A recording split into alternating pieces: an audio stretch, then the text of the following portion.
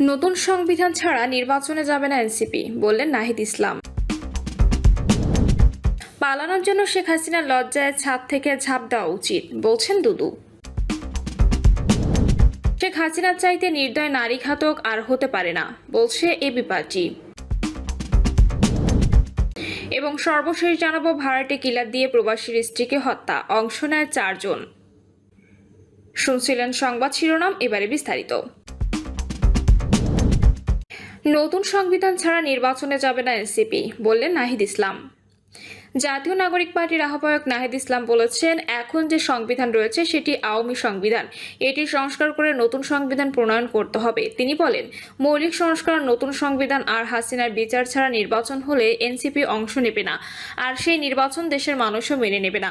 NCP আহ্বায়ক বলেন, আমরা পরিষ্কার করে বলেছি, এত মানুষের রক্ত, এত মানুষের আত্মত্যাগের জুলাই আন্দোলন কেবলমাত্র ক্ষমতার পালাবদলের জন্য, তা আমরা মেনে নেব না। তিনি বলেন, চাঁদাবাজ, দুর্নীতিবাজ, দখলদার, মাফিয়া, দুর্নীতিবাজ, ব্যবসায়ী, সিন্ডিকেট বন্ধ করতে হবে, হাসিনার দোসরদের প্রতিহত করতে হবে, মানুষের ভাগ্যের উন্নয়ন ঘটাতে হবে। নাহিদ ইসলাম বলেন, বিগত দিনে আমরা শুনে এসেছি শুধু উন্নয়ন আর উন্নয়ন, বাস্তবে কিছুই নেই। রাজা যায় রাজা আসে, লালমনিরহাটের মানুষের ভাগ্যে উন্নয়ন হয় না। তিনি বলেন, তিস্তা নদীর পানি যথাযথ ব্যবহার করার সুযোগ না থাকায় পুরো উত্তরাঞ্চলে অবহেলিত হয়ে রয়েছে। খুব দ্রুত নদী ও সীমান্ত সুরক্ষা আন্দোলন শুরু করা হবে। তিনি বলেন, ভারতের কাছ থেকে নদীর পানির ন্যায্য হিস্সা ও সীমান্ত সুরক্ষা করতে সরকারকে বাধ্য করা হবে। দেশের উন্নয়নে আগামী নির্বাচনে এনসিপির পক্ষে থাকার আহ্বান জানান তিনি। এনসিপি দক্ষিণ অঞ্চলের মুখ্য সংগঠক হাসনাত আবদুল্লাহ বলেন, গুম, খুন, হত্যার বিচার হয়নি। যারা আমাদের ভাইকে পাখির মতো গুলি করেছে, হত্যা করেছে, তাদের বিচার হয়নি। তিনি বলেন, তত্ত্বাবধায়ক সরকারকে বলতে চায়, যতগুলো অ্যাসাইনমেন্ট নিয়ে ক্ষমতায় বসেছেন তার একটি হলো নির্বাচন। শুধু নির্বাচন দেওয়া আপনাদের অ্যাসাইনমেন্ট নয়। সংস্কার, নতুন সংবিধান আর হাসিনার বিচার ছাড়া নির্বাচন নয়। পালানোর জন্য শেখ হাসিনার লজ্জায় ছাদ থেকে ঝাঁপ দেওয়া উচিত, বললেন দুদু। শেখ হাসিনা যেভাবে পালিয়েছেন, সে লজ্জায় তার ছাদ থেকে ঝাঁপ দেওয়া উচিত বলে মন্তব্য করেছেন বিএনপির ভাইস চেয়ারম্যান শামসুজ্জামান দুদু। শামসুজ্জামান দুদু বলেন, গত 100 বছরে এমনভাবে কোনো পলাতক ব্যক্তির ইতিহাস নেই। শেখ হাসিনা যেভাবে পালিয়েছেন, তার তো লজ্জায় ছাদ থেকে ঝাঁপ দেওয়া উচিত। কোনো মহল হাসিনা ষড়যন্ত্রে পা দিচ্ছে উল্লেখ করে তিনি বলেন, যারা বলে পিআর বা অমুক তমুক, তারা আসনে নির্বাচনকে ভণ্ডুল করতে চায়। নির্বাচন না হলে আবার স্বৈরতন্ত্রে ফেরত যাওয়ার একটা লক্ষণ দেখা দেবে। কোনো মহল বুঝে কিংবা না বুঝে হাসিনা ষড়যন্ত্রে পা দিচ্ছে। কারণ হাসিনা চায় না নির্বাচন হোক। নির্যাতনের কারণে খালেদা জিয়ার পুত্র আরাফাত রহমান কোকো মৃত্যুবরণ করেছেন। স্বৈরতন্ত্রের পতন মানে গণতন্ত্র ফিরে আসবে। গণতন্ত্র ফিরে আসবে মানেই একটি নির্বাচন। গণতন্ত্র উত্তরণের জন্য নির্বাচনের বিকল্প নেই। শামসুজ্জামান দুদু বলেন, কেউ বলছে এক দলকে বাদ দিয়ে আরেক দলকে ক্ষমতায় আনার জন্য গণঅভ্যুত্থান হয়নি। স্বৈরতন্ত্রের পতন হলে গণতন্ত্র আসবে। গণতন্ত্রের উত্তরণের জন্য নির্বাচন করে যে কোনো দল ক্ষমতায় আসতে পারে। একটা দল কেন, যে কেউ। দেশবাসী যাকে ভোট দেবে সেই আসবে। তরুণদের দল এনসিপি কে ভোট দিলে তারাই ক্ষমতায় আসবে। মানুষ ভোট না দিলে এনসিপি আসবে কিভাবে? অন্য দল আসবে। বিএনপির এই নেতা বলেন, দেশনেত্রী খালেদা বলেছেন, যে কোনোভাবে জাতীয় ঐক্য বজায় রাখতে হবে, গণতন্ত্র রক্ষা করতে হবে, বিভেদ করা যাবে না। আমাদের ঐক্যবদ্ধ থাকতে হবে যতক্ষণ পর্যন্ত আমরা গণতন্ত্রে না ফিরি। নয়তো আমাদের পার্শ্ববর্তী একটা দেশ রয়েছে যারা সারাক্ষণ আমাদের বিরুদ্ধে বলে যাচ্ছে, এখনো বলছে, আমাদের সবচেয়ে কুলাঙ্গার তথাকথিত প্রধানমন্ত্রী এত টাকা চুরি করেছে যা কেউ করে না। এতগুলো ছেলে মেয়েকে তিনি গণহত্যা করেছেন, অথচ তাকে ভারত আশ্রয় দিয়েছে। ভাড়াটে কিলার দিয়ে প্রবাসীর স্ত্রীকে হত্যা, অংশ নেয় 4 জন। কুমিল্লার বুড়িচংয়ে চাঞ্চল্যকর প্রবাসীর স্ত্রী হত্যার রহস্য উদ্ঘাটন করা হয়েছে। লাশ উদ্ধারের 24 ঘন্টার মধ্যে ঘটনার রহস্য উদ্ঘাটন করেছে পুলিশ। ভাড়াটে কিলার দিয়ে প্রবাসীর স্ত্রী ফেরদৌসীকে খুন করা হয়। কিলিং মিশনে অংশ নেয় 4 জন। হত্যাকাণ্ডের ঘটনা ঘটিয়ে লাশ গুম করে ঘাতকরাই ফেরদৌসীকে খোঁজাখুঁজি করে এবং স্বজনদের সঙ্গে আর্তনাদে অংশ নেয়।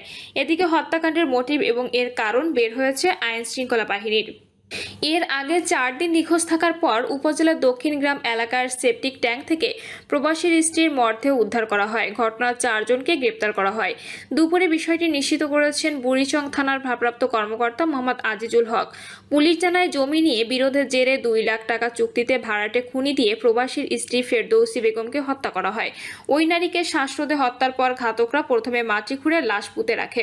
পরে রাত 2টায় তারা আবার গোপন বৈঠক করে। এতে পরিকল্পনা অনুযায়ী লাশ বস্তায় ভরে সেপটিক ট্যাঙ্কে ফেলে দেওয়া হয়, কিন্তু তাকে হত্যার সময় কিছু রক্ত ছিটকে গাছের পাতার মধ্যে লেগে থাকে। ঘটনাস্থল পরিদর্শন করে কুমিল্লা ডিবির একটি টিম সেই গাছের রক্তের ছিটা থেকে তদন্ত শুরু করে।